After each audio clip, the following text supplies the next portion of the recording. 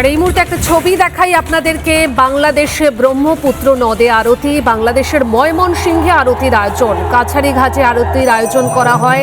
ময়মনসিংহের দুর্গাবাড়ির উদ্যোগে আরতির আয়োজন। এই মুহূর্তে যে ছবি আপনারা দেখতে পাচ্ছেন গঙ্গা আরতির ছবি। বাংলাদেশের ময়মনসিংহে প্রথমবারের মতো এই আরতির আয়োজন করা হয়েছে এবং তা দেখতে সেখানে দর্শনার্থীদের ঢল।